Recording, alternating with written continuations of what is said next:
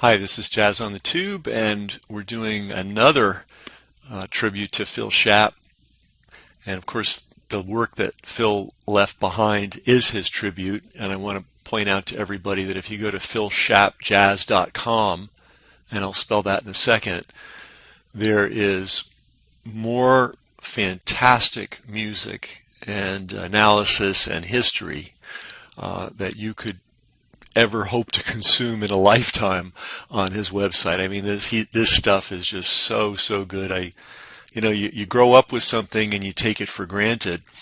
And those of us that lived in the New York City area pre-internet were the first to benefit from Phil. Of course, now with the internet, the whole world was able to by streaming, and now, thankfully, many hours of his shows are archived, and I hope more will be archived soon. If anybody knows what's going on behind the scenes to keep his website alive and to continuously have new material added to it, please let me know, because we would love to support the effort. It's not necessarily clear from the website. The website is philschaapjazz.com. That's P-H-I-L, Phil, Schaap with two A's, C-H-A-A-P, jazz.com, philschaapjazz.com. And it is absolutely one of the greatest resources in jazz. It's called the College of Jazz Knowledge, and I actually think it's an understatement. It's more like a state university system of college. I mean, it's that huge.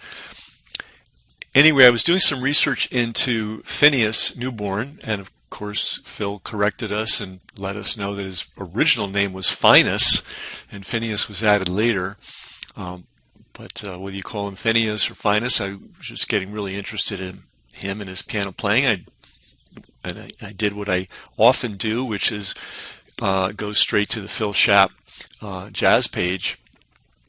And I found this great program Phil did called Young Men from Memphis.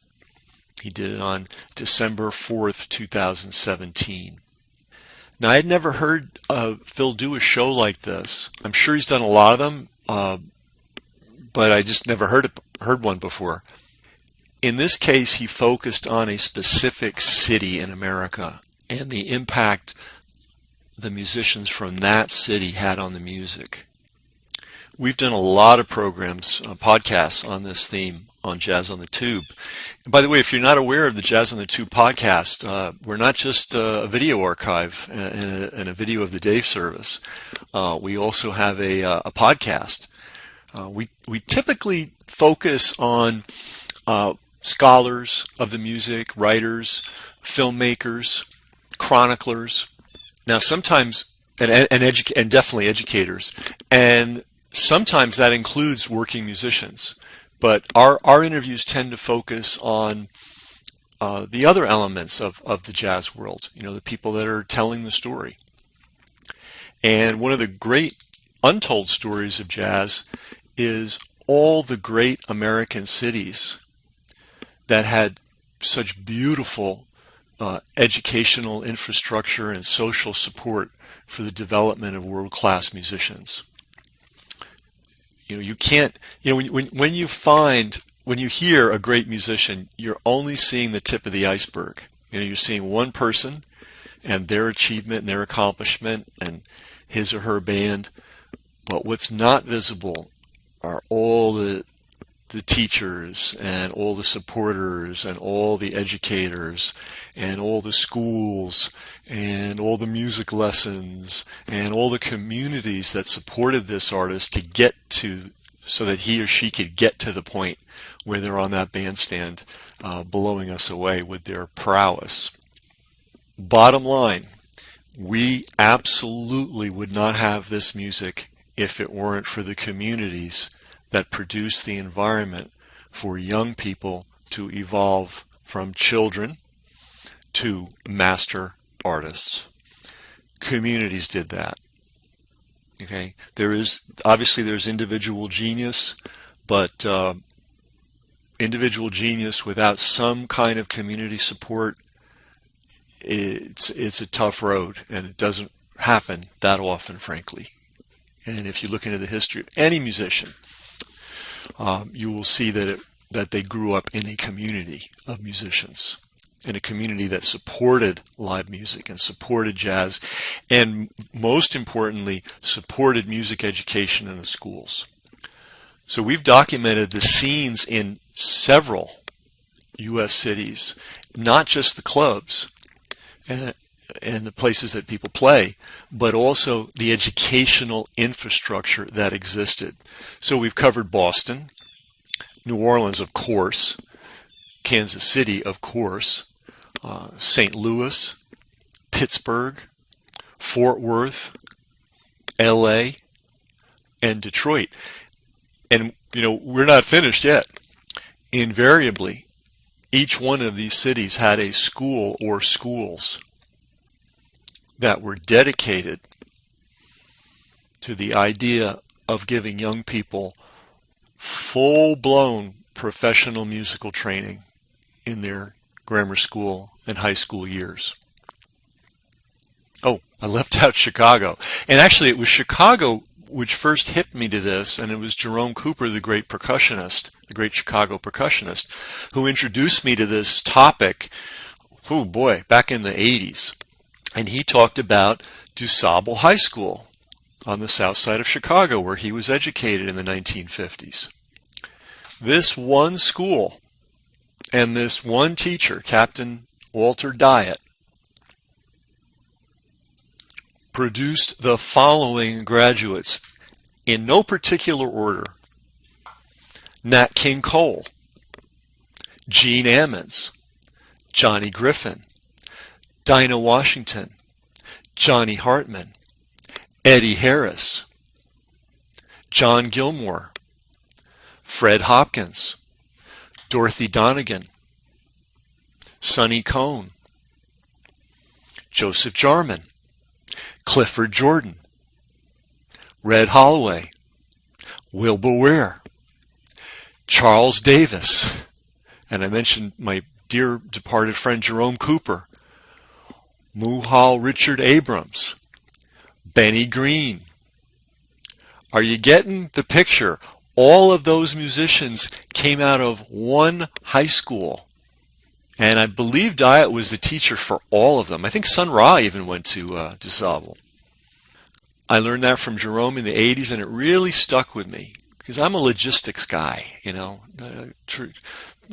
Corn doesn't grow itself, plants don't grow itself. Somebody has to plow the field and put in the seeds and put in the fertilizer and water it and all that kind of stuff. We do not get these great musicians out of thin air.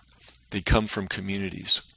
And what's so amazing is how many African American communities were able to create world-class educational opportunities for their young people in the 30s, in the 40s, in the 50s, into the 60s, against all odds.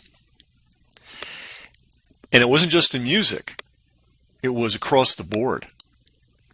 This is one of the great untold stories of American history. I don't know how people managed not to tell it, but we're going to tell the jazz side of it on Jazz on the Tube. On the music side, if you went to DuSable or any of the high schools in the cities I mentioned, in Detroit, in Fort Worth, Fort Worth produced Prince Lachey, Ornette Coleman, Dewey Redman, and King Curtis. One high school. Don't forget Charles Mingus and Eric Dolphy were classmates in an LA public high school. Anyway, what Jerome told me, and I've since had confirmed from numerous sources, is basically if you made it through the high school program at DuSable, at age 18, you were a professional musician ready for work. Of course, everybody improves as they have more experience playing, but all the things that you needed to know to get a gig and keep a gig, you knew at age 18. And that was provided by the public high school system of all these cities. So imagine my delight when I found this recording of Phil Schaap's, which we're going to play now, where he goes into depth about another great American city that also had a great infrastructure and community for teaching young people music and giving them chances to develop their musical art. So again, I'm getting this from philschaapjazz.com. I want to encourage everybody. I'm going to put the link below. Find that site, explore that site, embrace that site, share that site with everybody you know who loves jazz. In the meantime, here is a sampling of Phil Schaap going into depth about one of the great American cities, Memphis, and all the things that they did for music. And let's do a little list of who came out of Memphis as a prelude. Are you ready?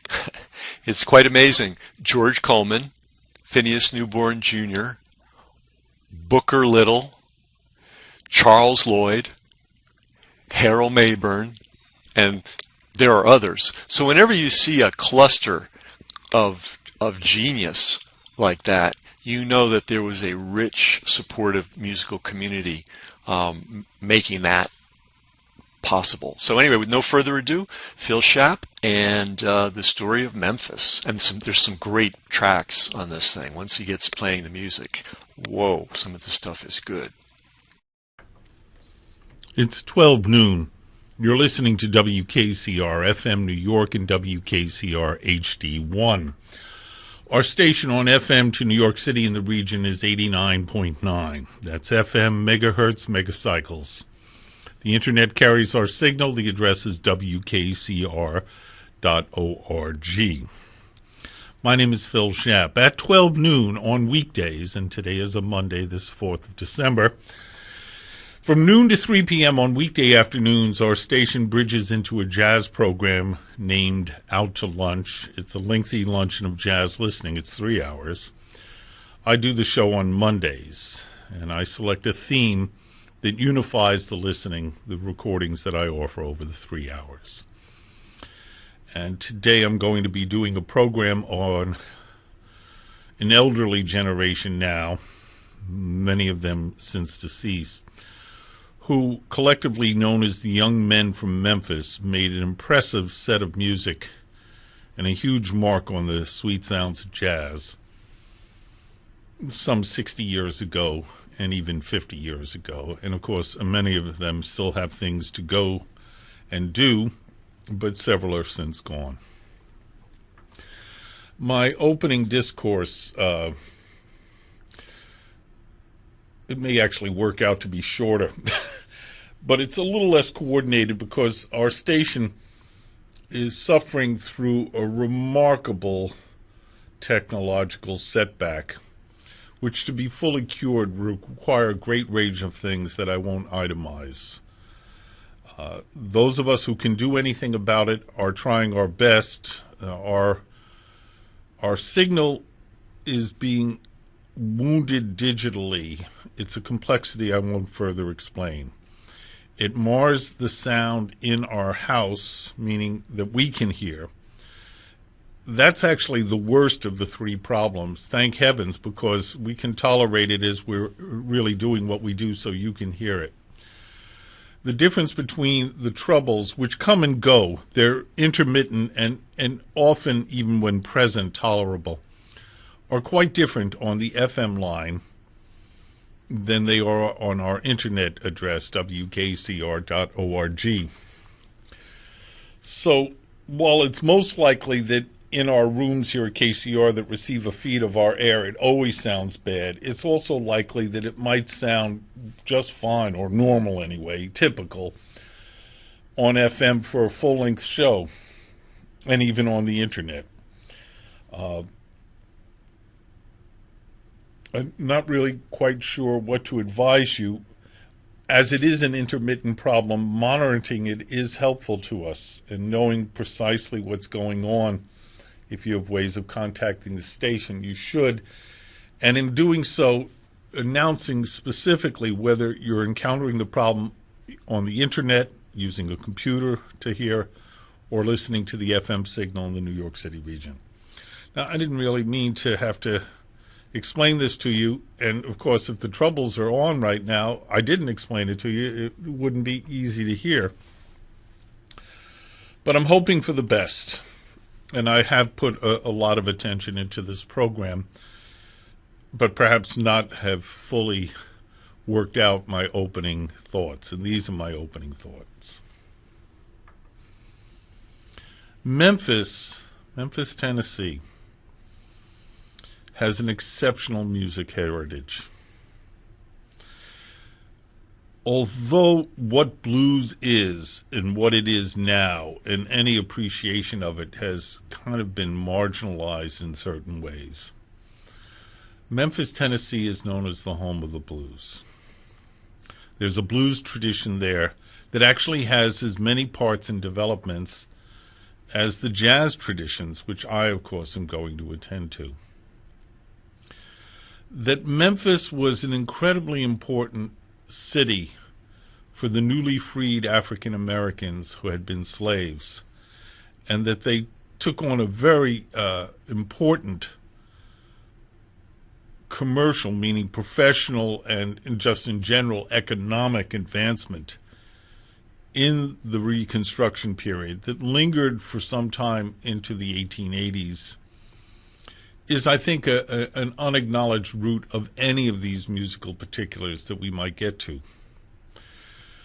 Certainly the Mississippi River and its impact on, among other places, let's say New Orleans, since I'm a jazz cat, and even that Minneapolis, and certainly Minneapolis-St. Paul area, has its own traditions, and the Bix Beiderbecke grew up in Davenport, Iowa, which is on the Mississippi. The Mississippi is important, it's acknowledged. That the African-American contribution to American music is omnipresent, as the late and great Albert Murray might mention, is also occasionally referenced. But delving into what really happened in Memphis is a difficult thing to work through. It's underdocumented, and these different parts that I'm briefly going to touch upon are not often connected. Something is noticed, something else is noticed by someone else, connecting the two and three and thereafter more. But again, to get back to this point that I'm saying is the less observed one, Memphis was an outpost for black opportunity following the Civil War. It became a very important place for black entrepreneurship, probably I should have said, and also the size of the African American community, and that this is the period when the black contribution that are such a key important to the Afro-Western hybrid in the New World and our jazz and blues and various Americana musics. This is the period where it's turning from court gesture, slave entertainment mimicked by whites who were the professionals to black professional arts performance. And Memphis is this big deal. It's a place to go. It is a place to be. It is a scene. Now, its own history, there was a tremendous racist reaction to black triumph in the 1880s. A woman named Ida Wells was an incredible figure to the black community in the 19th and even the first quarter of the 20th century.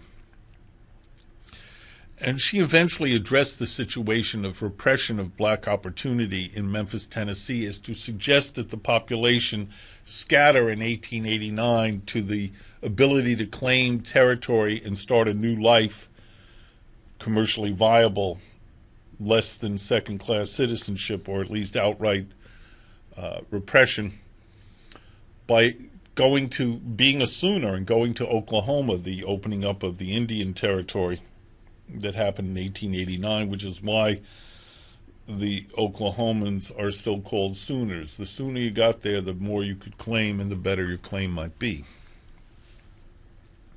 Still, the Memphis scene and the black community's incredible input to what Memphis was, and the Mississippi River and the times allowed a very fertile art scene, folk art scene, black art scene.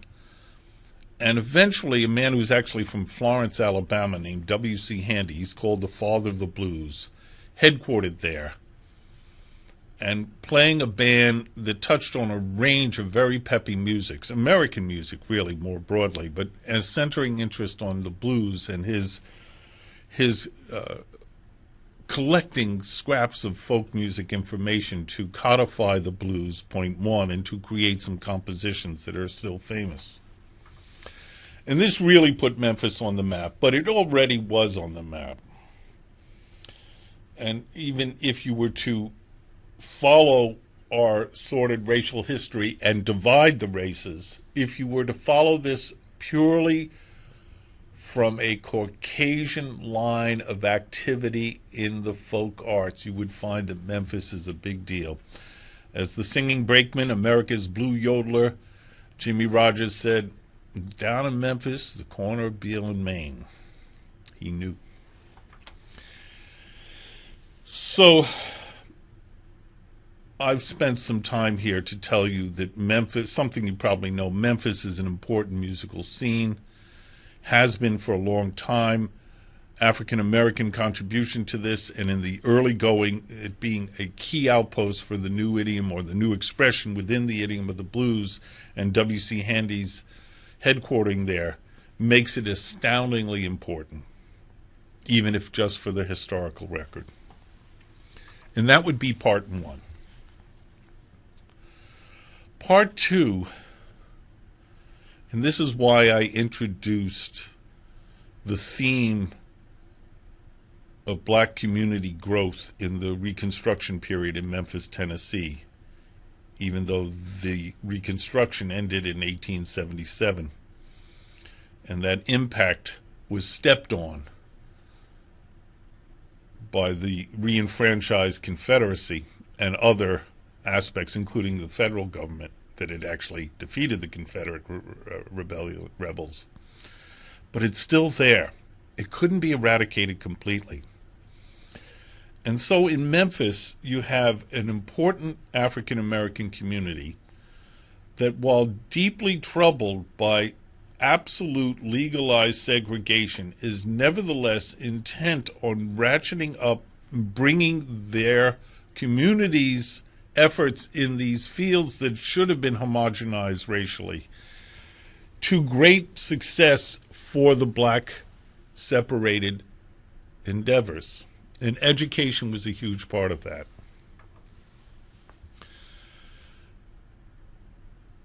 And in Memphis, there were, and I don't really have a good handle on the geographical Memphis, Tennessee, but I do know that their prominent high schools, feeder schools to the black colleges, were really on opposite ends of the town, and both had significant bodies of very talented African-American students and very, very good, Joe Jones used to tell me this, sports and music are the keys. They had very good athletic programs and they had very good music programs. So while the earlier music so prevalent in Memphis had morphed somewhat, and that the new music upriver from Mississippi, now you can't go up the Mississippi to Chicago, but you can go to Memphis, you can go to St. Louis, and the New Orleans breakthroughs did. So jazz music starts to have an impact in Memphis, starts to be flavored by Memphis's already sitting blues scene and musical traditions and prominent entertainment community, and further intersects with these more than residue of the Reconstruction era of a prime quality education system in the segregated school system. The segregation, now black schools, were nevertheless great schools with great music programs. So I've now worked my way roughly from the end of the Civil War into the 1920s. It's at this juncture that someone who had escaped the rebellious territory, the Civil War states, of course the rebellion had been put down and was over by 1865, but a man named Jimmy Lunsford's family was one of a number of cities. This is interesting because it throws in an integrated music program and school system, public school system, not in Memphis, by the way, that will have such impact on the segregated school system and indeed music world that is Memphis. So this fellow who I've suddenly have just dropped in, Jimmy Lunsford, who I believe is from Fulton, Mississippi and not Fulton, Missouri. I think the books are wrong. But regardless to where he's from, border state Missouri or heart of the Confederacy, Mississippi, Lunsford's family, black, African American, are one of an incredibly large number of people who switched to Denver, Colorado, almost never offered as an important outpost in the struggle for black equality, for civil rights. But in Denver, Colorado, the dictates of Plessy versus Ferguson, separate but equal is okay, infamous decision by the Supreme Court in 1896. I believe it was 8-1. I'm a little rusty on this. I think Oliver Wendell Holmes voted against deciding with Ferguson and in favor of segregation. I hope I got that right, since I went on a riff of recollection rather than firm data. But in Denver, Colorado, a man named Wilberforce Whiteman, who was in charge of music education in the public schools of Denver, Colorado, put his foot down and prevented the Denver public schools from segregating. And it made Denver a magnet for black families who were looking for a quality and perhaps also integrated music system, public school, integrated. So people went out there, a lot of people went out there, and that it was the music programs director who did this led to an incredible degree of music education for African Americans who might not have been educated at all had they stayed in the Deep South, now in Denver, Colorado. Jimmy Lunsford is one of many. And Lunsford elects, not all of them did, to continue his education once he had graduated high school. He went to Fisk in Tennessee, graduated, and then went for a master's in education, music education, also physical education. Getting back to Joe Jones's sports and music are the keys. And he took a job following gaining his master's degree at Manassas High School in Memphis, Tennessee, where he started instructing the students, into being quality musicians. Lunsford had a jazz background. He had been part of George Morrison's jazz orchestra in Denver, which had once sported on piano Jelly Roll Morton. That's where they got their jazz lessons from. Jazz was just a word until they had Jelly Roll Morton straighten them out. Andy Kirk's in that band, by the way. And a man named Leo Smith, who would be one of Charlie Parker's music teachers at Lincoln High School in Kansas City, Missouri, a handful of years later, decade later. So Lunsford goes to Memphis, Tennessee, and he starts creating good musicians with a jazz perspective. And while and he also sends for two of his fellow students at Fisk who were continuing in the graduate school but were a smidgen younger and had not yet gotten their master's degree, Edwin Wilcox, who would have a huge influence on Horace Silver, and Willie Smith, who would, of course, be one of the stellar figures of the opening of jazz at the Philharmonic after having starred in the Jimmy Lunsford Orchestra. Lunsford took his student colleagues and the students of the class of 1928 at Manassas High School, and as the Chickasaw Syncopators, they became a territory band, leaving Memphis and somehow sticking together during the worst years, early years of the Great Depression in Cleveland and later Buffalo, now known as the Jimmy Lunsford Orchestra. They arrived in New York and achieved a plum gig, replacing Cab Calloway, who was to tour Europe, the Cab Calloway Orchestra, at the Cotton Club. It was a short run. They're just there for the months that Calloway would be away, but it was enough to catapult the Lunsford Band into the limelight, and is one of the things that drew attention to this Memphis scene. Now,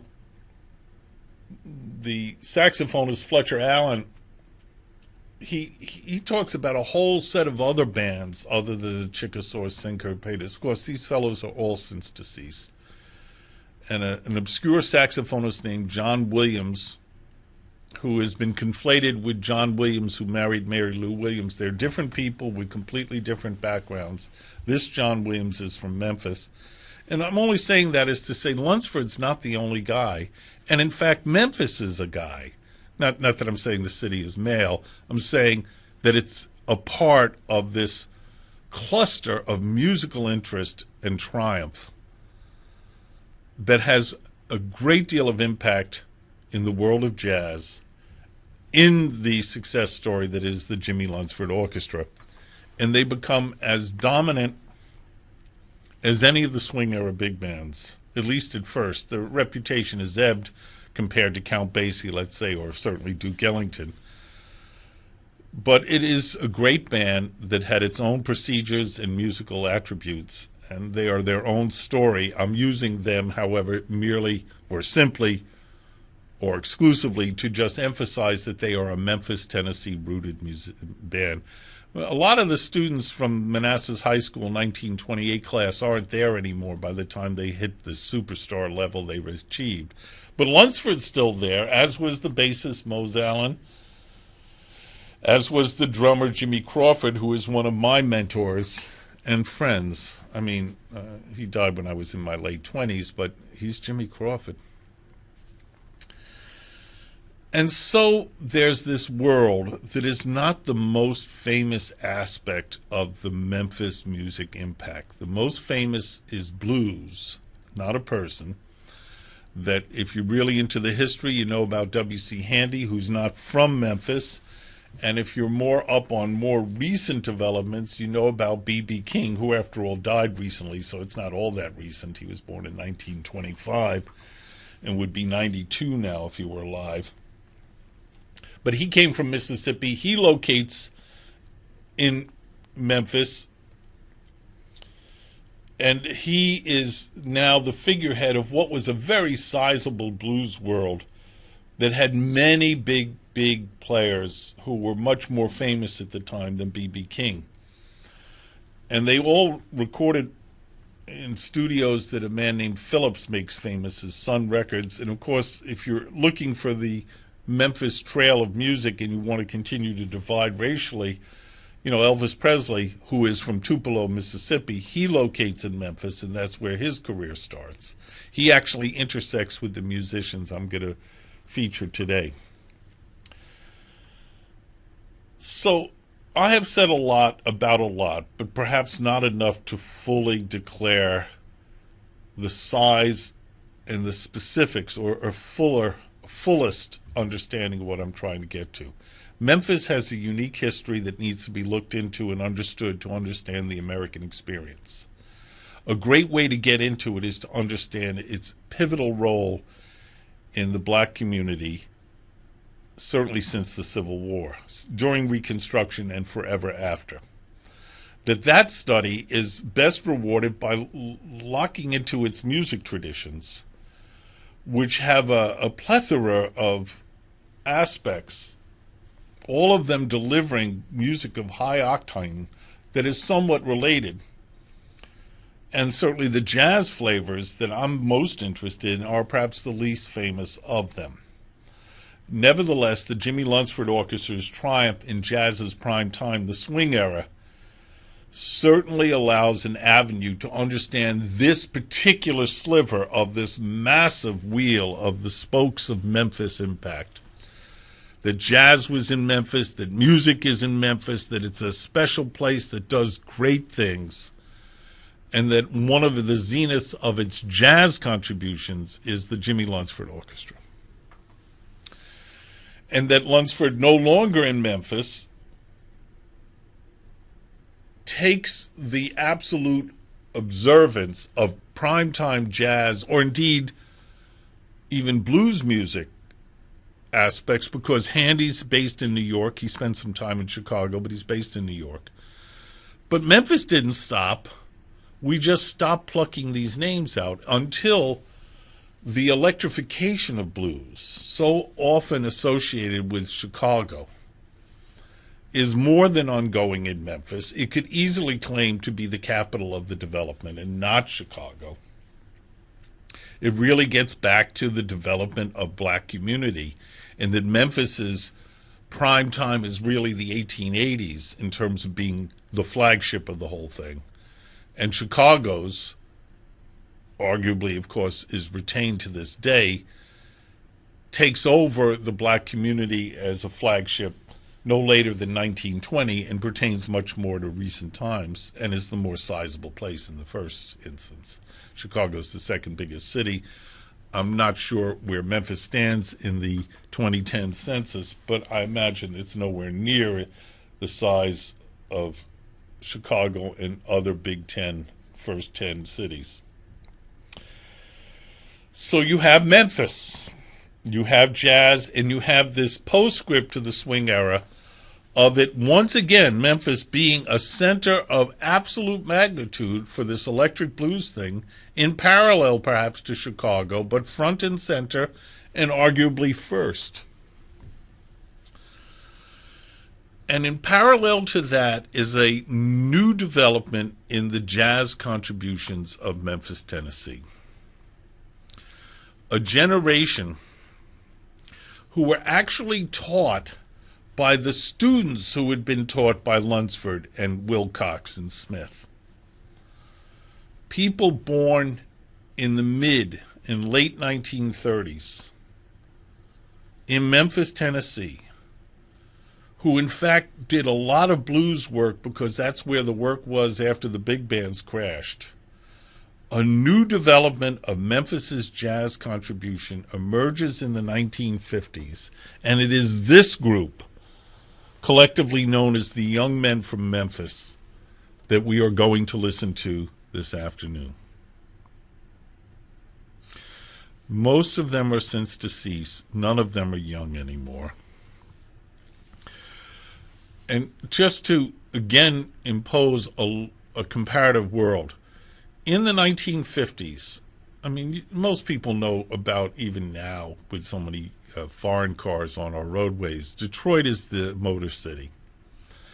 And that, you know, if you were to go into the 1950s, so these are people born, let's call it arbitrarily 1936. So they reached their majority by 21 year in 1957. In 1957, the percentage of cars on the road in the United States that were manufactured in Detroit is an astounding percentage that I wouldn't know the stats. It's not my field, but I would be surprised if it was not over 90%. But as sizable, and at the same time, and related actually to the economic triumphs of a once stalwart automotive industry in Detroit, the number of young musicians coming to the limelight in jazz from Detroit, Michigan, if you were to go back these 60 years, was as sizable and arguably larger than the impact of Detroit automobile manufacturing on cars on the roads of the United States. And although students of jazz are fewer in number, I mean, real study of this thing, and that the thing I'm getting at is a over 60-year-ago thing now. Detroit is known in jazz circles for this wave of musicians. One of them's the coach, Barry Harris, who's convalescing out at the Alaris Health Center in Secaucus, New Jersey, in its southern campus, which is 505 County Road. Send him a get well card and a birthday card. His birthday is December 15th. The pianist will turn 88. You know, they will say, Barry Harris trained us, and here we are. And you know the names. There's Paul Chambers on bass, and Doug Watkins, if you want to stay on that instrument. And there's Louis Hayes, if you want a drummer. He's not the only one either. And several who are deceased. Well, the bass players are deceased, but, Tommy Flanagan is from Detroit. There's really the list, Donald Byrd, we could go on. With a little bit of a shift from, I believe, Pontiac, we can bring in the Jones brothers, Elvin, Thad, and Hank. But a little bit after that, and it would have been bigger if jazz's economic fortunes were not heading into a grave tailspin as they did in the 1960s. A smaller community of musicians with their own flavor from this Memphis scene came and had impact on jazz and provided a different set of troops to field the jazz bands of the day. And these are those young men from Memphis. Someone like Charles Lloyd is still very much around and making headlines. And I would have to say that while George Coleman doesn't perform as often, there he is as arguably the senior member, and I've got a sweet spot in my heart for Harold Mayburn, who may or may not be listening. Indeed, all three of them could be listening. And Frank Strozier is still around. I did a lot of shows on him when he converted from his primary alto saxophone, he also plays flute, to a period of featuring himself on piano. Clearly, after you get past Jimmy Crawford, the man from Memphis who worked the most on being a mentor to me was Jamil Nasser, who in the early days in Memphis was still known as George Joyner.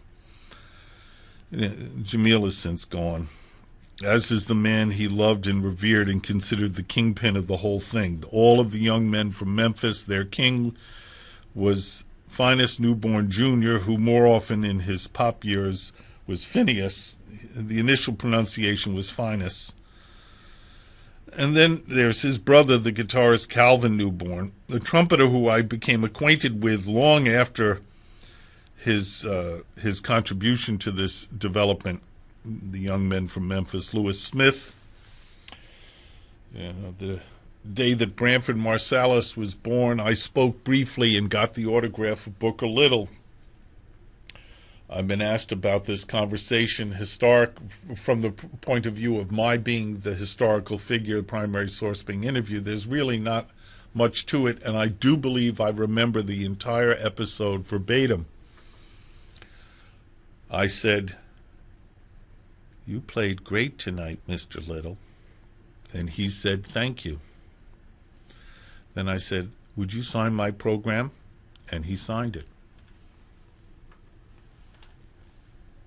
Not too much insight to his genius, but he did give an autograph to a little young fellow who dug him. Then, undoubtedly, the person of the names I've called who I knew the least about is Charles Crosby, the drummer.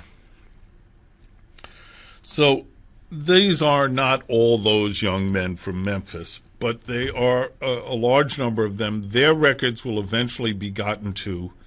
We're going to start off with the actual album Down Home Reunion by them recording under the moniker or press release label that told you something had happened that's special with young musicians from Memphis, Tennessee. Here it comes again, young men from Memphis, the album Down Home Reunion. We'll start off appropriately, I think, with Things Ain't What They Used to Be, and they aren't. And staying with the blues, we'll go bebop and Dizzy's Blue and Boogie. It's interesting that the Down Home Reunion has such an emphasis on the blues. Finest's feature, which we'll get to, is After Hours. So those are the musicians. It was done April 15th of 1959.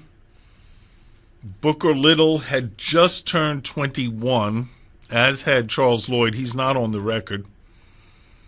Finest Newborn Jr. is the oldest, and he was 27. Here they are, once again, all fresh from Memphis, the young men from Memphis in their down-home reunion. Things ain't what they used to be, and Blue and Boogie.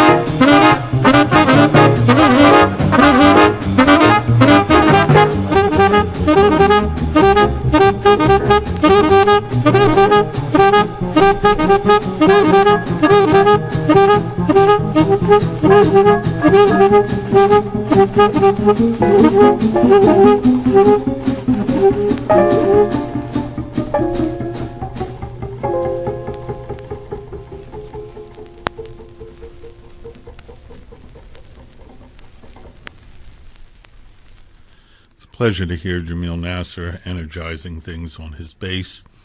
We heard the Young Men from Memphis in their collective appearance on United Artists, an album called Down Home Reunion. And I guess they took that to heart and gave us the blues. We heard Things Ain't What They Used to Be and Blue and Boogie. The trumpeters were Booker Little and Lewis Smith. The tenor saxophonist, we're going to hear more from him right away, was George Coleman. The drummer was Charles Crosby. The alto player, who seems to be more of the showcased artist to this album, was Frank Strozier. The king of this generation from Memphis, Finest Newborn Jr., played piano. His brother, Calvin Newborn, played guitar. The aforementioned Jamil Nasser was on bass. Things Ain't What They Used to Be and Down Home Reunion. You're listening to the sounds of jazz. You're hearing it played by what is now a senior generation of jazz artists. They are, actually many of them are no longer with us. They were the Young Men from Memphis, who, while fewer in number and later to arrive, they are slightly younger and getting into a world that had less opportunity for new jazz expressions. These young men from Memphis, born in the 1930s, largely the second half of the 1930s, offered great jazz with their own identities and their own community spirit of sound and feeling. They had as much a new spice to add to jazz content as the better-known young people coming in from Detroit in the same period, a little bit before. And, of course, the cities have different histories, but they each provide in their uniqueness an aspect of what might tilt jazz expression one way or the other. The various ways in Memphis I've already provided to you. I'm now delving into these great people, and I think for the balance of the show we'll handle them alphabetically. It's 89.9 on FM. We're WKCR FM New York. We're online at wkcr.org. It's just turned 12:55 p.m., 5 minutes before 1. These are Eastern times. I'm broadcasting live from New York City. I'm Phil Schapp. Our legal ID, June Tyson, I wish she was still here to sing it for us because it's changed since he did the jingle. But it is WKCR FM New York and WKCR HD1. Program today is an examination of the once young men from Memphis and their jazz impact. More often than not, their jazz impact at the time that they emerged as young men and helped jazz to a great extreme and a wonderment. Again, announcing that I'm going to handle it more or less alphabetically. Of course, so many of them appear on each other's records, there'll be a lot of crisscrossing. But we're going to hear first from George Coleman. who was born March 8th of 1935 and is now 82 years of age. George Coleman, like all of these young men from the 1930s, born in the 30s, they were young men in the 50s and 60s, I guess. George Coleman is primarily known as a tenor saxophonist. He was one of several of the young men who went to Chicago in the mid-50s. But even before that, he had made his mark. It's interesting the order he plays with them. He plays with Ray Charles first and B.B. King second. In Chicago, he worked often with a tenor player who, although they sound quite different, have nevertheless a conceptual relationship. This would be Johnny Griffin. In Chicago, George Coleman was hired by Max Roach, who went with the youth band movement and debuted these players at the Newport Jazz Festival in the summer of 1958. They're even on record with Max Roach at that event. This put George Coleman on the map. His name was very well known. His continuing associations with Max Roach, though on and off, were somewhat lengthy. If you like the organ sax combo groove, he was with Wild Bill Davis for a while.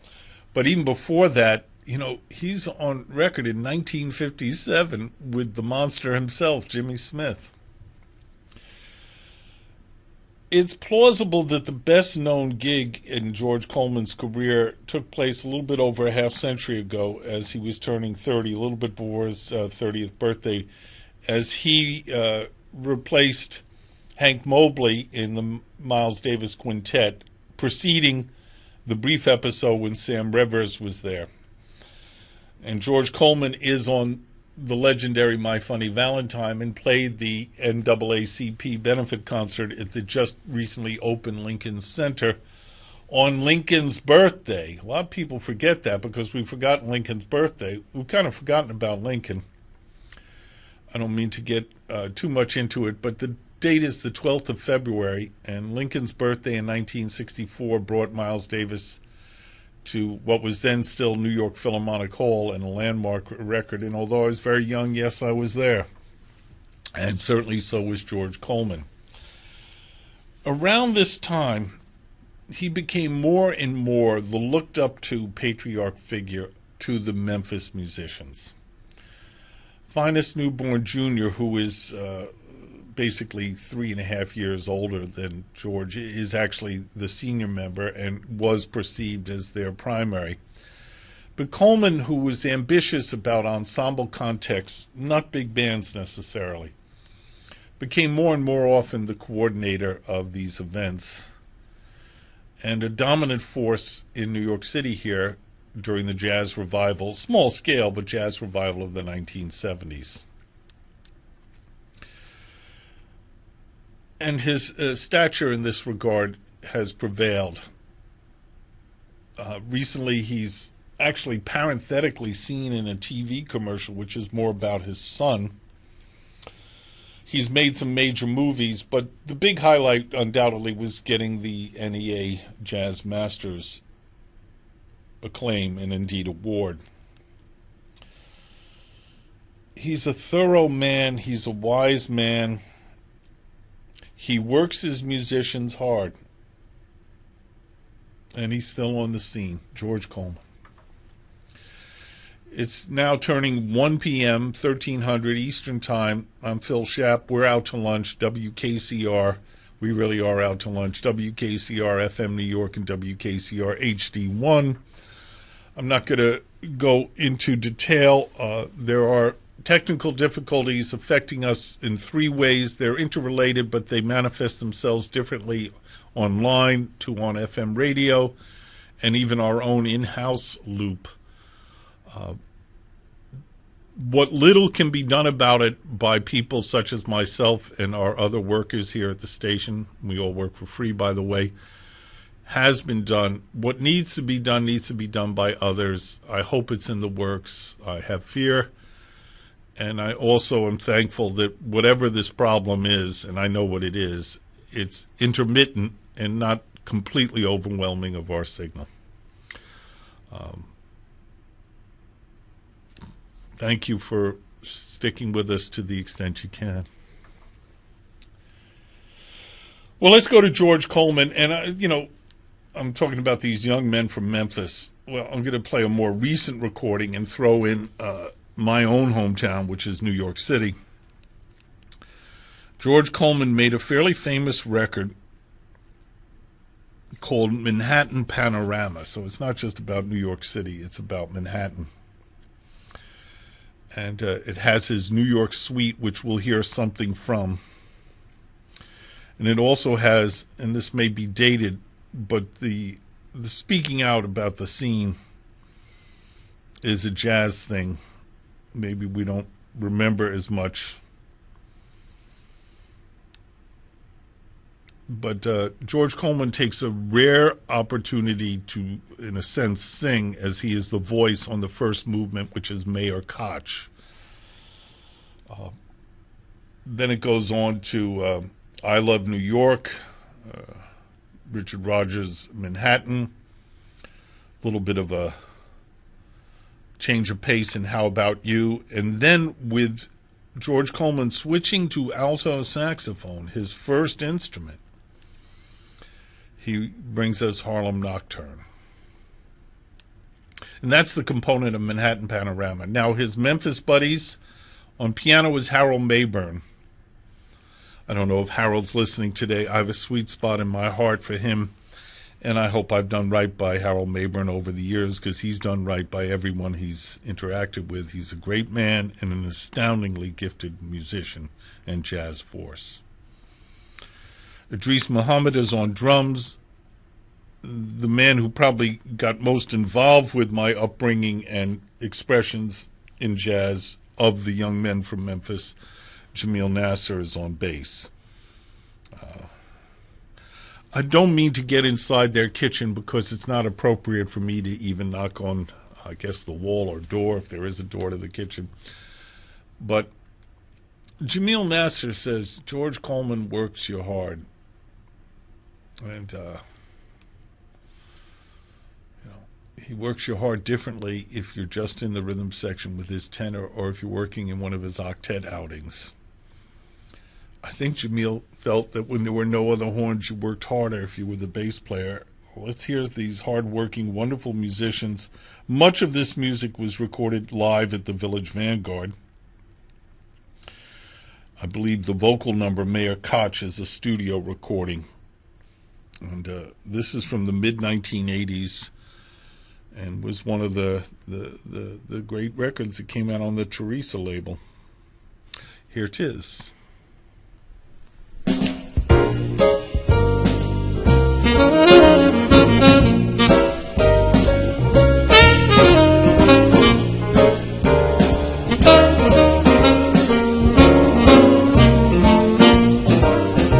Up in Harlem, where the vermin meet, and the poor folks ain't got nothing to eat, and you're never quite safe, I found. But Mayor Koch runs this town, and his honor does his very best to bring order and clean up this mess. There's adversity all around, but Mayor Koch runs this town. The police make mistakes, and sanitation ain't too cool, but they are only human, and they're an exception to the rule. And the subways and the taxis too, they spell trouble for me and you. What a problem just being around, but Mayor Koch runs this town. When you're walking, please walk with care. There are animals in the streets out there. Just keep walking and wear a frown, but Mayor Koch runs this town. There are junkies, bad ladies too. I feel sorry, there's nothing I can do, but I'm hoping a solution can be found, 'cause Mayor Koch runs this town.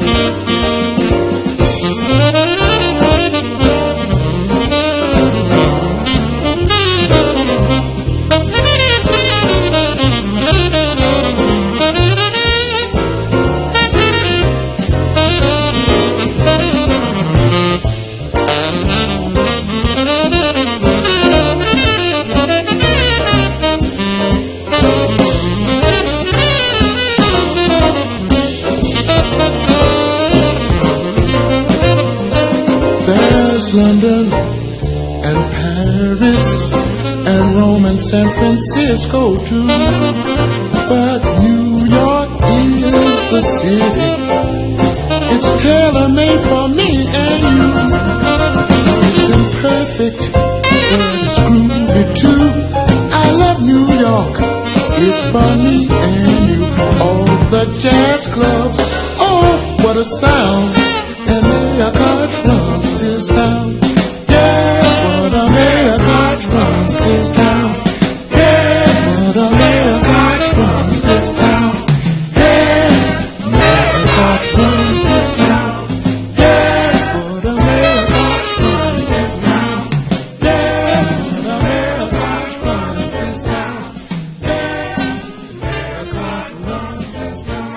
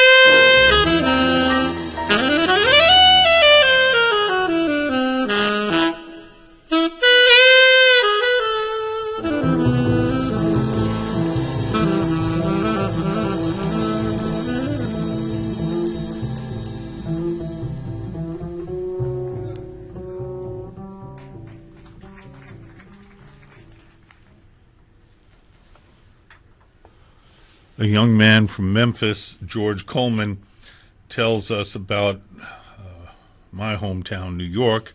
His album Manhattan Panorama, largely recorded live at the Village Vanguard, that finds him playing the alto saxophone on Harlem Nocturne, in its own way an evergreen. We also heard George Coleman in voice leading a chorus as they told us that Mayor Koch runs this town. It's somewhat dated information in terms of our actual figureheads, but it is a reference of dominance from people who you may not like their policies and dominance. We also heard a taste of I Love New York, Richard Rogers' Manhattan, Burton Lane's How About You, as well as the great Harlem Nocturne. George Coleman was on tenor. Harold Mayburn, one of the young men from Memphis, was also there on piano, as was Jamil Nasser on drums. On bass, rather. The drummer was Idris Muhammad. This was a Teresa record issued in 1985, recorded, I believe, in 1984. I'm trying to do that on memory. I don't see a recording date, but I think that's the story.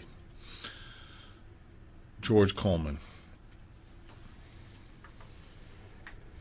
So this is a program on the young men from Memphis. By this I mean George Coleman is very much with us. He's 82 years of age. He's not young. Jamil Nasser is no longer with us. Harold Mayburn is now 81.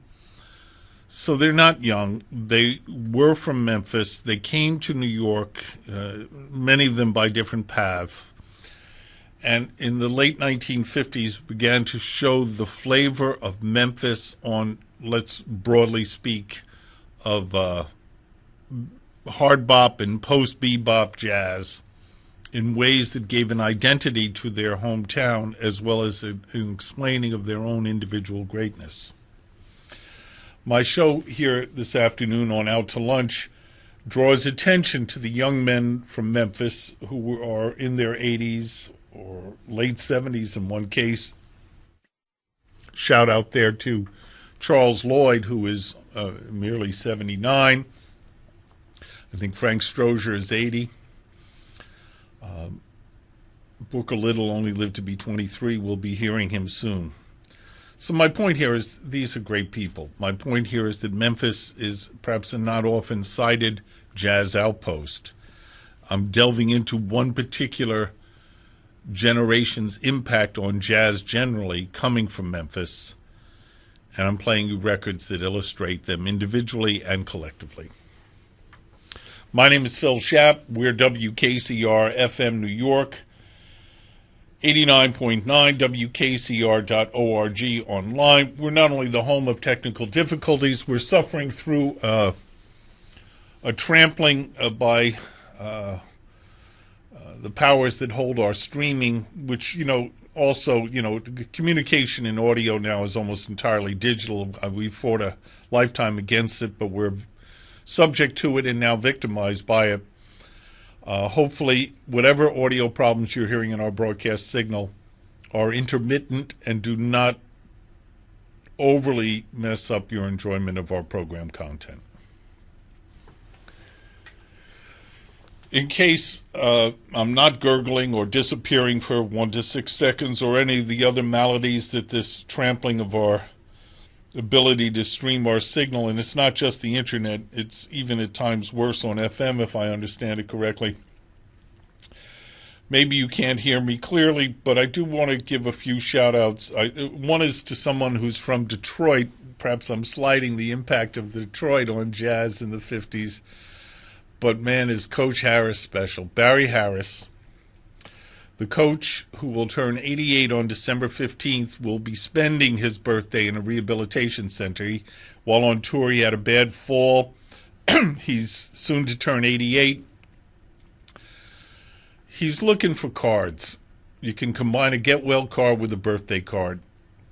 He's at the Alaris Health Center, ALARIS Health Center. It's South Campus at 505 Country Road in Secaucus, New Jersey. I thought I had the zip code memorized, but I'm not going to wing it. That should get it there anyway. And that again is the coach, Barry Harris. He's a patient at Alaris Health, Alaris Health, 505 County Road, not Country Road, County Road in Secaucus, New Jersey. And that is in the Alaris Health Southern Campus. I'm also bringing to your attention the Duke Ellington Society. They're wonderful people. The flagship of the international organization is the New York chapter, TDES. They got a holiday party coming up on the 14th of December at the Jazz Church, 7 p.m., Thursday, December 14th. St. Peter's, it's a jazz church on East 54th between Lex and 3rd. Talking about the gift-giving season, maybe you should contact, whether using the internet or telephone, Mosaic Records, the Sainted Jazz label of Stamford, Connecticut. Their phone number is 203-327-7111. 203-327-7111. Their website, mosaicrecords.com. MOSAICRECORDS.COM. They got so much stuff there. You got to find something you'll love. They're so well done. They're such special people. I'll give a shout out to someone who's not listening, Michael Cascuna, and someone conceivably listening, Scott Wenzel. And, you know, when I came to KCR, there was already a guy named Nick Moy here. He's doing work at Mosaic, too. Also, you know, I'm looking for some substantial prose content of jazz to carry the continuum. And I also suggest as a beautiful gift idea for the holiday season a jazz book, the cornerstone of a jazz library. It's actually on the prequel, The Mighty Music Ragtime. Get one for yourself. Use it as a gift idea. There's some very handsome color plates. The reading is breezy and wonderful. It's fully understandable. It's therefore greatly explanatory. It's totally accurate. It's Terry Waldo's magnum opus. This is Ragtime.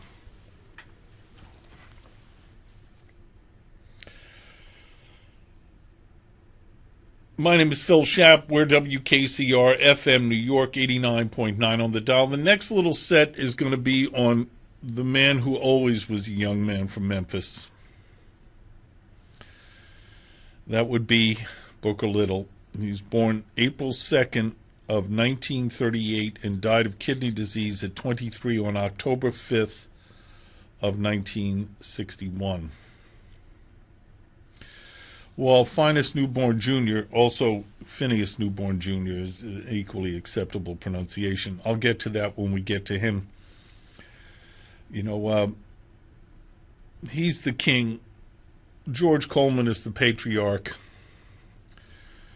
But it's easily argued that the greatest loss to the arts in jazz through young death is Booker Little's death at the age of 23. I mean, even Bix made it to 28, Clifford Brown to 25. I think even Emmett Hardy outlived Booker Little, though they both died at 23. No, Emmett Hardy died at 22. I'll take that back. But he didn't even record. Booker Little lets you know what we lost. And I'm going to try to find it for you here with a set of music that will take you to that night when I got him to sign my program. And I told him he played great, and he said, thank you. This is at the Museum of Modern Art, the Jazz in the Garden series. I was a regular. Teddy Charles put together these new directions, and using Addison Farmer, Mal Waldron, and Ed Shaughnessy, he brought forward both Booker, Irvin, and Little. And one of the pieces was written by Booker Little. And we're going to head into that as the first entry. Then we're going to go to one of the great things, this album Booker Little on Time, and hear the opening statement and the grand waltz Then I'm going to play a surprise. A vocalist, Pat Thomas, used Booker Little anonymously on a record date, and they did Sometimes I'm Happy. And I think we'll come back to BT's Minor Plea. The Confined Few.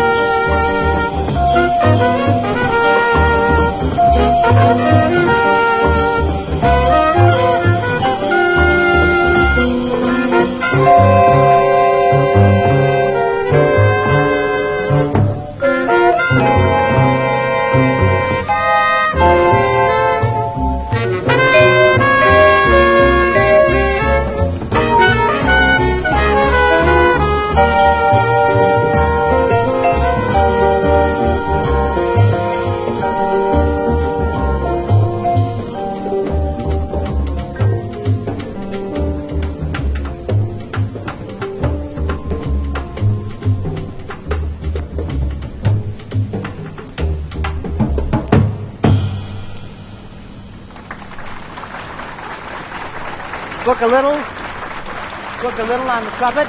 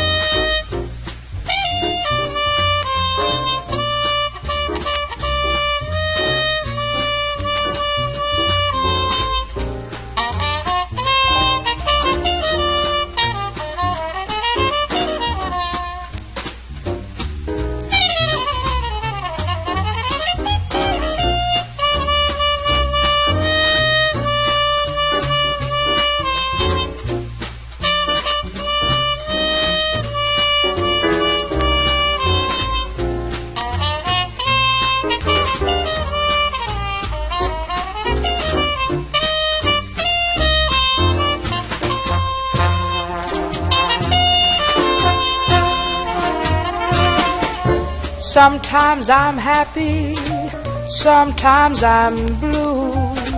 My disposition depends on you. I never mind the rain in the sky, as long as I can see sunshine in your eyes. Sometimes I love you, sometimes I hate you. But when I hate you, it's because I love you. That's how I am, so what can I do? I'm happy when I'm with you.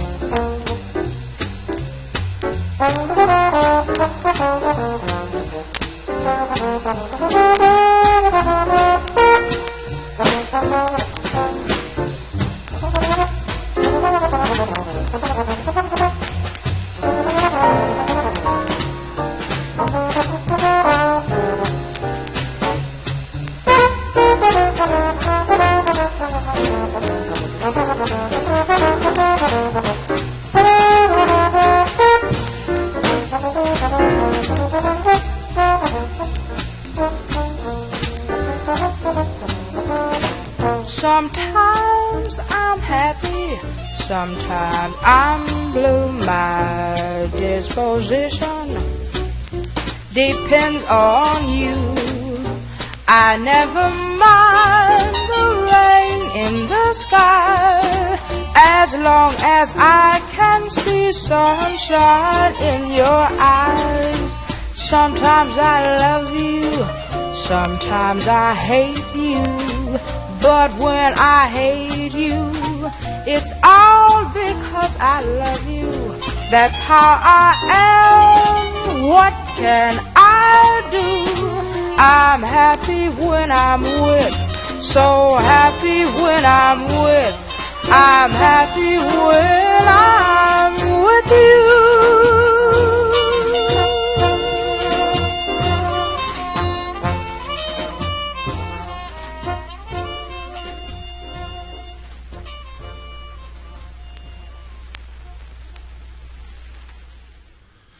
Very obscure, basically unlisted recording of Booker Little in a context that we barely, if at all, have him in.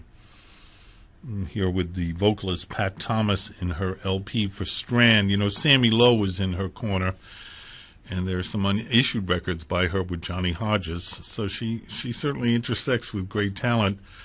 I'm not going to take a guess at who the trombone player is, but that was Booker Little with the melody statement and obligato to the vocal and out chorus muted trumpet. We heard a set on the perennial young man from Memphis, the one who dies at 23, a genius named Booker Little. Just his impact on what jazz composition could be would have opened a door that I do believe few know even exists, to a room that none will enter. He took it with him. He also is this profoundly talented artist who can make dissonance sound not so much consonant, but beautiful.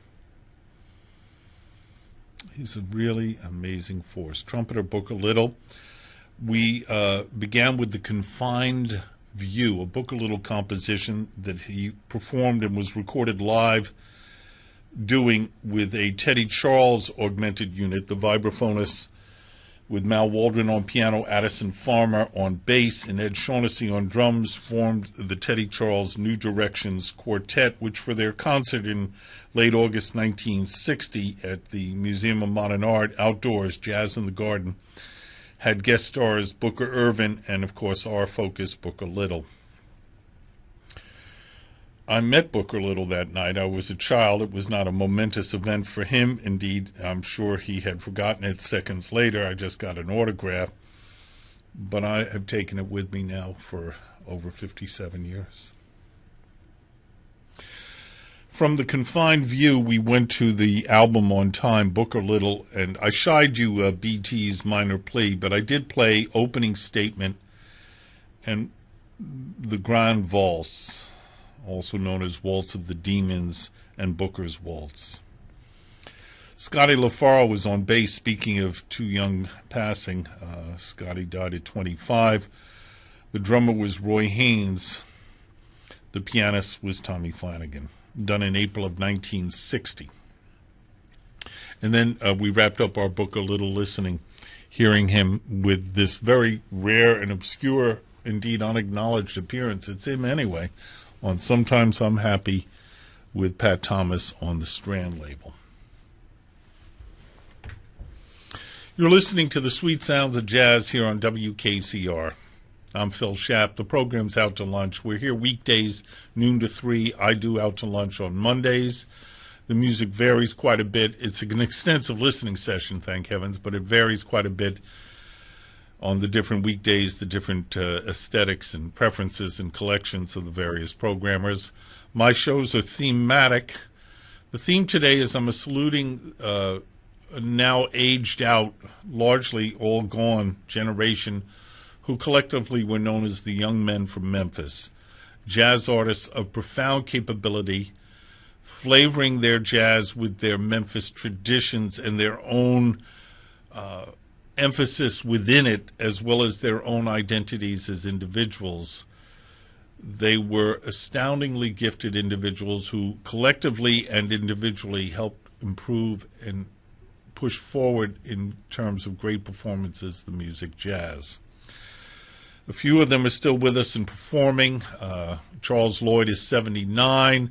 George Coleman is 82. Frank Strozier is 80.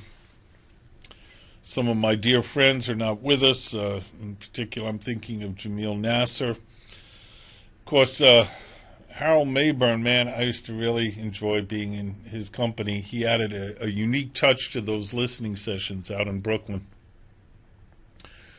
dear, dear man and a very great musician. Booker Little of the Young Men from Memphis will always be so. He died at 23 of kidney disease.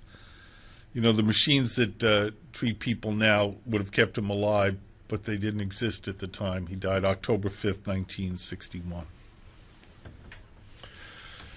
So, re-summarizing, Memphis, I don't think you need me to point out that it's a specific place of amazing musical traditions, of which the blues has always been offered in a thumbnail sketch. W.C. Handy, B.B. King, neither of them are actually from Memphis. And there really is so much going on there that intersects with the American experience beyond music. But perhaps following the music is the way to get to the nitty-gritty of the matters. Memphis. Their jazz traditions begin at the get-go. You know, I used to I did audio work for a baritone from the Metropolitan Opera, and his elderly wife, she lived to be like 10 billion years old and died in this century. W.C. Handy's band played her coming out party as a debutante in the mid-19-teens, and she insisted they played jazz, not ragtime, and she didn't even have much of a handle on their playing the blues. There probably was very little blues there. They might have, Handy in that period was covering, if you will, original Dixieland jazz band repertoire. So there's this jazz tradition. The real primaries to this are the Jimmy Lunsford musicians, the original Chickasaw syncopators who came out of Memphis. But you go a generation up the line and you get to the people who I'm speaking of. And by the way, I was close to the drummer of the Jimmy Lunsford Orchestra, Jimmy Crawford. Jimmy Crawford spelled it with a Y. Jimmy Lunsford was touchy, and he spelled it with an I-E. And Lunsford, taught Crawford and others. And a generation down, people who had been taught by Lunsford, and for that matter, Edwin Wilcox and Willie Smith, they taught this new generation born in the mid and late 1930s, and they had their own impact on jazz. It wasn't as prime a time for jazz popularity. And so the message was heard by fewer, and eventually what the potential to speak so profoundly has been kind of forgotten. Just to show you, the world is turned upside down in many different ways. I mean, if you are going to go with the blues in Memphis, W.C. Handy should have been the first person inducted into the Memphis Blues Hall of Fame. And he gets in like 20 years after they started as almost an afterthought. It's really shocking. Well, these guys are in my Hall of Fame, these young men from Memphis.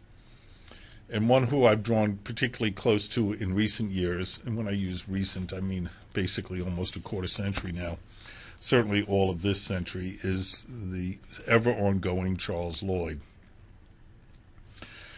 He, of the living young men from Memphis, is the youngest. He's the only one I can mention who's not in his 80s.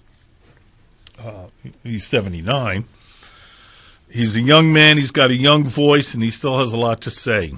We first heard him speak out on such matters with the album Discovery, the Charles Lloyd Quartet, and there's an earlier version of Forest Flower on this that people seem to have forgotten about. And Charles Lloyd said, I don't want you to forget about the original 5-spot, or old 5-spot as he calls it, and it's those two selections we'll hear. Eddie Kahn is on bass, Roy Haynes is on drums, Don Friedman is on piano. The great Charles Lloyd, whether it's tenor or flute or that Hungarian instrument he now plays that I'm not going to take a stab at pronouncing because I'll botch it, he's really got it. He's one of the chosen few. And we're choosing to play him amongst his colleagues, the young men from Memphis. If it was more blues or even jump music kind of thing, we'd have to give a shout out to Hank Crawford. He's that generation from Memphis too. But these are the so-called or so-labeled young men from Memphis who had their down-home reunion as jazz artists. And we're sort of whipping through them alphabetically. And I better speed up because there's only an hour to go. It's now 2 o'clock, 1400 Eastern Time. We're WKCR FM New York and WKCR HD1.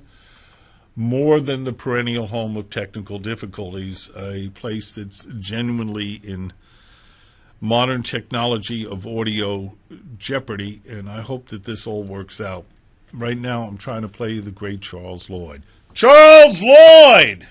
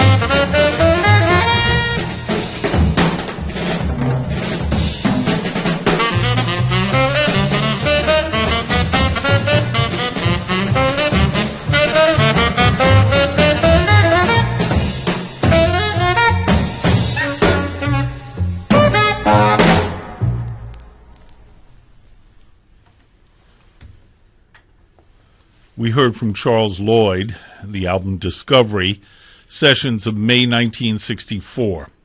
Charles Lloyd on tenor saxophone, Eddie Kahn on bass, Roy Haynes on drums. On the first selection, a now overlooked earlier edition of the famed Forest Flower, there was Don Friedman on piano. The album Discovery, May 1964 studio sessions, Charles Lloyd on tenor saxophone. Well, he certainly has been discovered. Charles Lloyd's early career, of course, was spent in his hometown. He was born March 15th of 1938 in Memphis, Tennessee, and was very close with most, if not all, of the musicians whose names I've been calling, most of whom are his senior by a smidgen. Well, Finest Newborn is 6 years and change older than him, and of course 3 years older than him, George Coleman. Charles Lloyd's a few weeks older than Booker Little would be. And so he went to college out at the University of Southern California and then broke in, I would say kind of big, with the Chico Hamilton unit, that textural-oriented unit that eventually Charles Lloyd became the musical director of. He was prominent in the Cannonball Adderley Ensemble and is on many of their famed records of, I guess, the early to mid-'60s. But then came a range of breakout activities, including the record you just heard, and a band of his, the Charles Lloyd Quartet. This was a studio unit with people like, Keith Jarrett, and their gigs and their music became a very central focus of a so-called counterculture that theoretically had very limited interest in jazz. And Charles Lloyd became as essential to their scene as any jazz artist I might name, and had this blockbuster album at the Montreux Jazz Festival, Forest Flower, and a series of landmark records on Atlantic. He played behind the Iron Curtain, indeed in the Union of Soviet Socialist Republics, and was clearly a superstar, continuing on into the 70s. There's a very spiritual quality to Charles Lloyd. It's even in evidence when he jumps out of the gate here with Forest Flower before Montreux.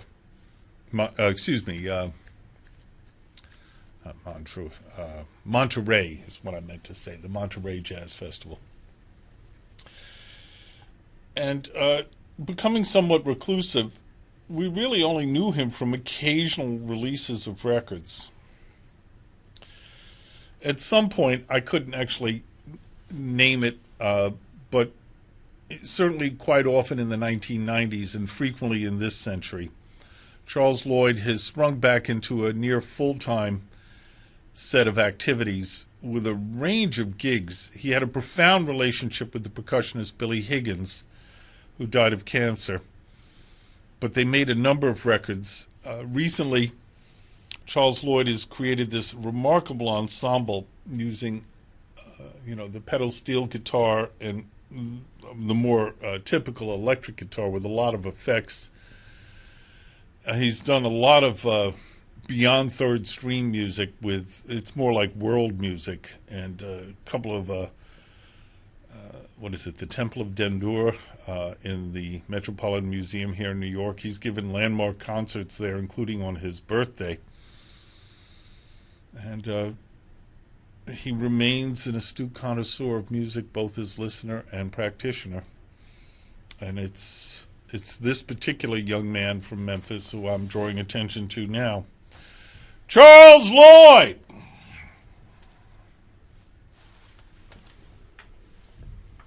You're listening to WKCR FM New York and WKCR HD1. Our station, which has been the home of technical difficulties, is truly in jeopardy over a streaming factor that even affects our FM signal. I'm hoping it doesn't mar your enjoyment of our content, but it might. And there's very little we can do about it except join with you in hoping it wasn't that way.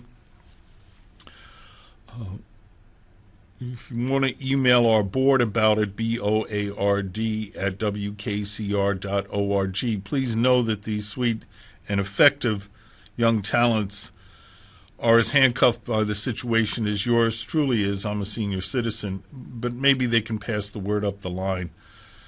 But there's a gurgling sound, there are these cutouts, there are glitch sounds, and a few of you, 3 this afternoon, have told me it's just plain unlistenable. Yet we invite you to listen. I know it's a sorry situation. We are the sorry situation, WKCR. Playing jazz for all of our 76 years, playing jazz right now at 20 minutes past 2 p.m., 1420 Eastern Time on a Monday afternoon in early December.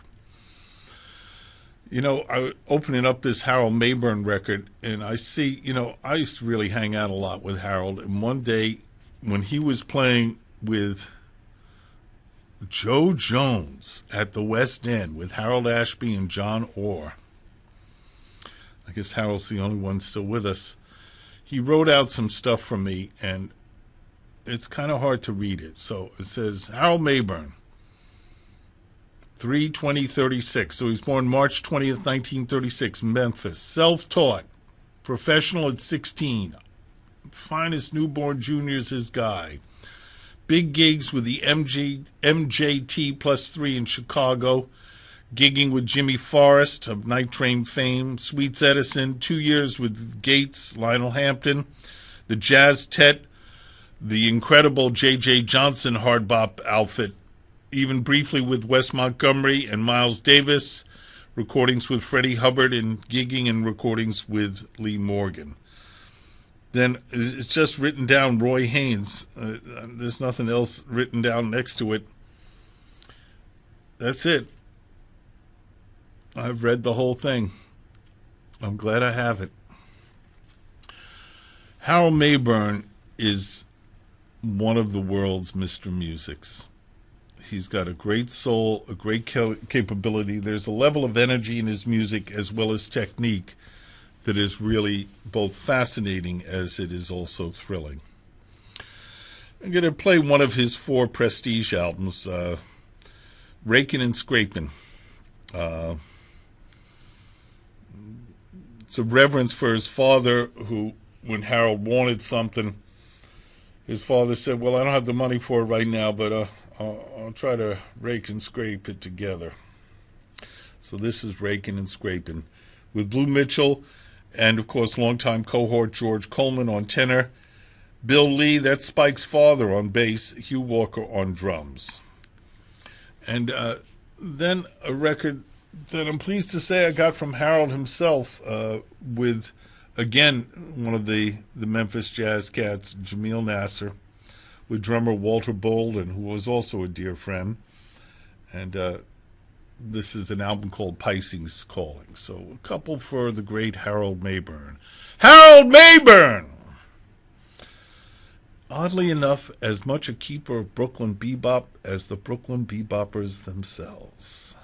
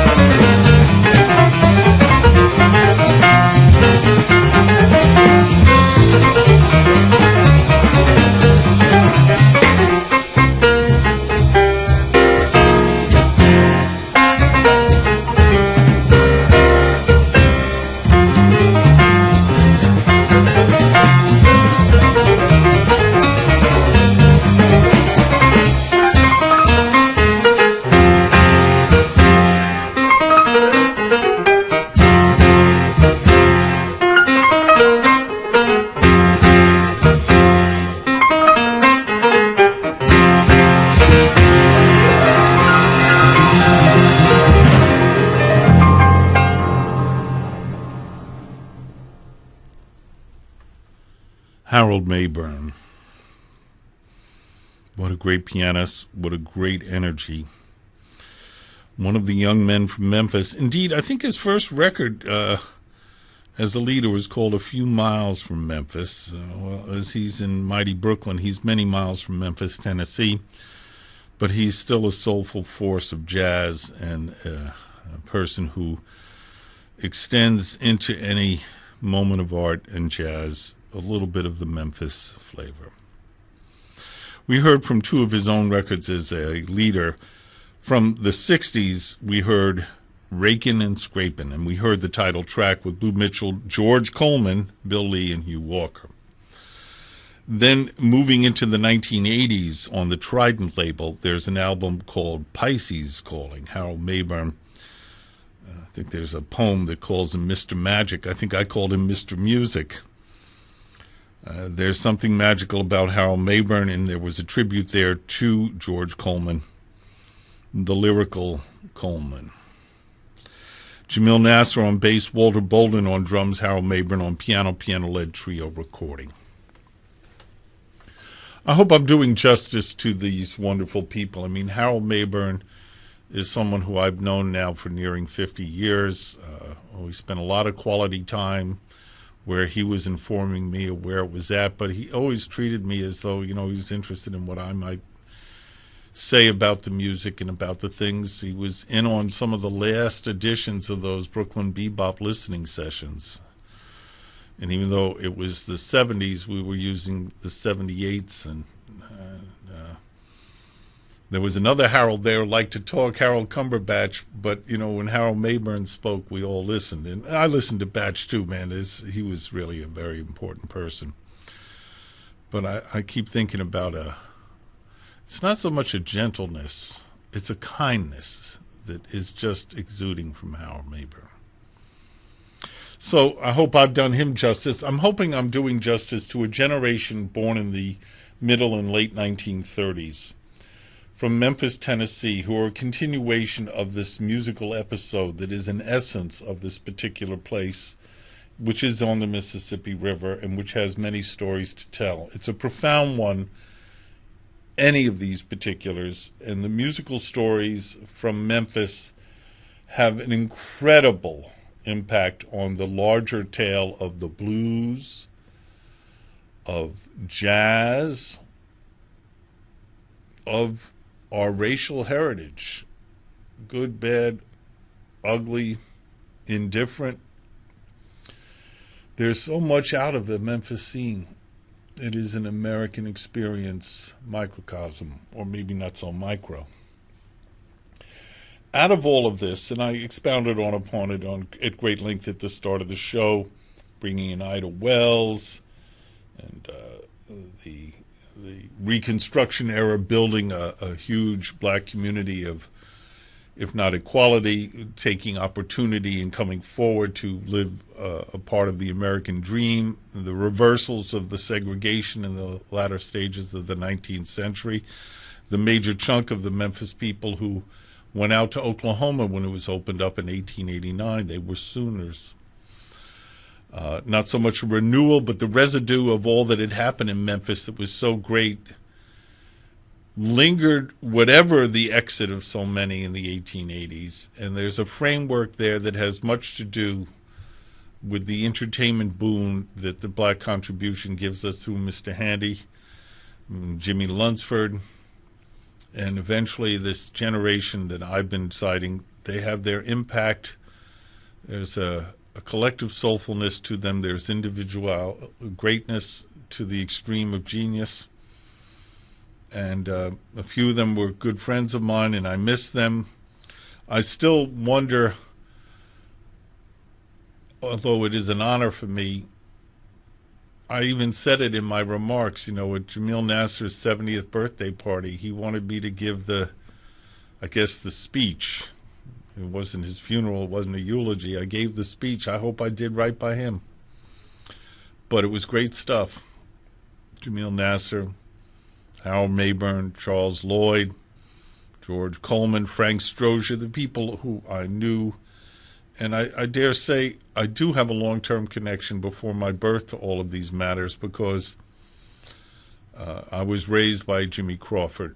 And while Joe Jones is my absolute jazz instructor, Jimmy Crawford, forgive me, Papa Joe, was a whole lot friendlier and wrote a whole lot more often to me in my growing up years. You know, I lost in a flood the stack of mail. My mother had kept them all together in sort of a, if I recall correctly, it was rubber banded, but Jimmy used fountain pen ink and it just didn't make it.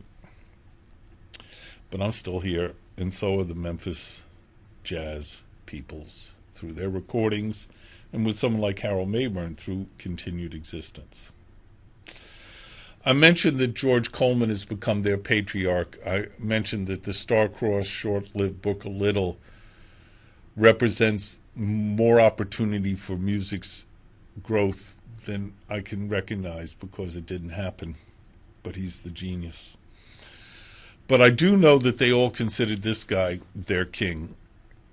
I should call him Phineas Newborn Jr. I've been banding about this name for some time. In Memphis, the father, Phineas Newborn Sr., was a drummer. The children all played in the band, as did a lot of other of these young men from Memphis and young people from Memphis.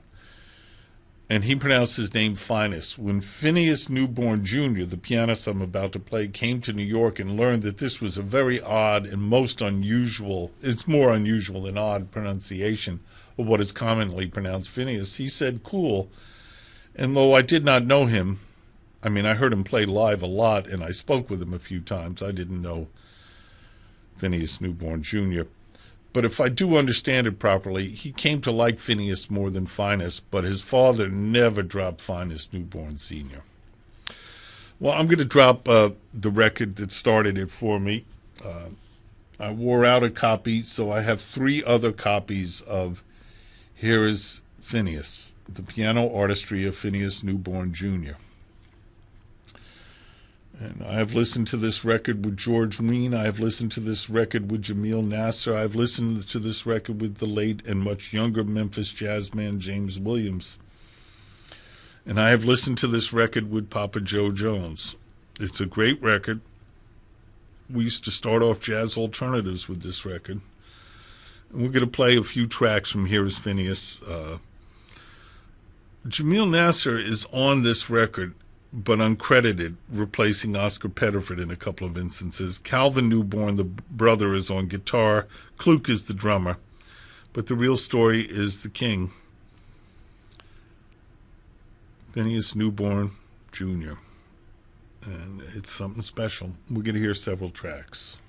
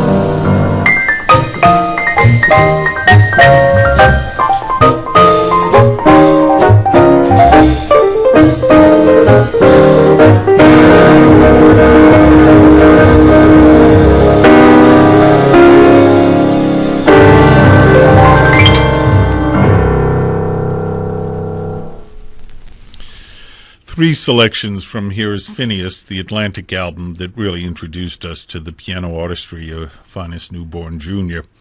We heard Barbados, Celia, and Daoud, the Clifford Brown composition. Oscar Pettiford is listed on bass. Maybe one of those tracks is Jamil Nasser. Kenny Clark on drums, at times Calvin Newborn, Phineas's brother, on guitar. Phineas Newborn Jr. on piano. Classics, Barbados, Celia, the Bud Powell composition, and Bird wrote Barbados, and Daoud is by Clifford Brown. So he's quite a bit in composition. I've got two fast stories. You know, I did this alphabetically, and I've only up to N, although I only have two S's, Lewis Smith and Frank Strozier to go. But I do want to, maybe Merritt will enjoy these anecdotes.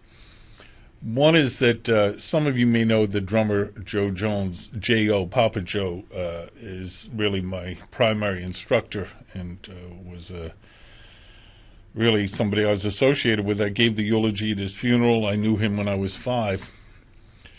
But everybody dwells on when I was in kindergarten and I hung out with Joe Jones. I learned a lot more in later years, and maybe as I was coming of age, I got a little too bold one day. Joe Jones had this record, and he put it on, and I heard Celia, and I says, "Oh, Bud Powell," and boy, did I get yelled at. Boy, did I get yelled at. I got, from Joe Jones, the great Finest Newborn Jr. lesson, and we listened to this album, Celia, many times, the whole album, for the rest of the day, and he kept telling me that I needed to pay more attention to Phineas Newborn and less reading of the record. I should not listen to the write-ups. I should listen to the music, mister. So, speaking of listening to the music, one day at Birdland, Phineas Newborn played as much piano as had ever, up to that moment, been played. And the pianists were having a little evening of discussion over who is superior. It was a cutting contest, and Errol Garner was at the bar, and every time Phineas Newborn did another impossible feat on the piano, Errol Garner would ask for another drink. And then when Phineas was done and no one wished to go up there and follow him, Errol Garner went up there and played a whole gang of piano, and the crowd went wild. People were standing on the tables, and there was a standing ovation in the bleachers. And Phineas Newborn came to the bar and he said, "I get it. Whoever goes last wins." Well, I didn't let Phineas go last because I wanted to play the more, by far, much more obscure young man from Memphis, the trumpeter Lewis Smith, who made a famous record with Buckshot LaFunk. I'll even hold this up for my dear friend Mert. It says Buckshot LaFunk. You have any idea who that is? That, my dear friend, is a pseudonym for a recording out of contract made by the legendary Cannonball Adderley. It's also been embraced as a nom de disc by Branford Marsalis. Arthur Taylor's there. We'll hear a tribute to Brownie. And then, I guess I'll play Just Think It Over from Frank Strozier's Long Night. I've tried to think it over. These guys have been great forever. George Coleman's on this one, speaking of the Memphis Cats. Pat Patrick, who's another dear friend and neighbor of mine, with the legendary Chris Anderson in one of his few combo recordings. Bill Lee and Walter Perkins. Frank Strozier, I believe, on alto saxophone on this track. I'm doing it from memory. And they will bridge us into afternoon new music. These are the young men from Memphis. I hope I did them justice. None of them are young anymore. Many of them are departed. Frank Strozier turned 80 this year. George Coleman, 82. The great Charles Lloyd turns 80 next year. He's the youngest, March 15th, 2018. And I miss some of my friends. Harold Mayburn is 81 now. I don't miss him. I got to hang out with him and learn some more about this fabulous Memphis tinge to the sweet sounds of jazz. Lewis Smith, his tribute, we just heard Daoud. Let's hear a tribute to Brownie and a bit of, Just Think It Over, as you think over these young men from Memphis and their contributions to the great sounds of jazz. Phil Schapp with you, WKCR, FM New York, and WKCR HD1.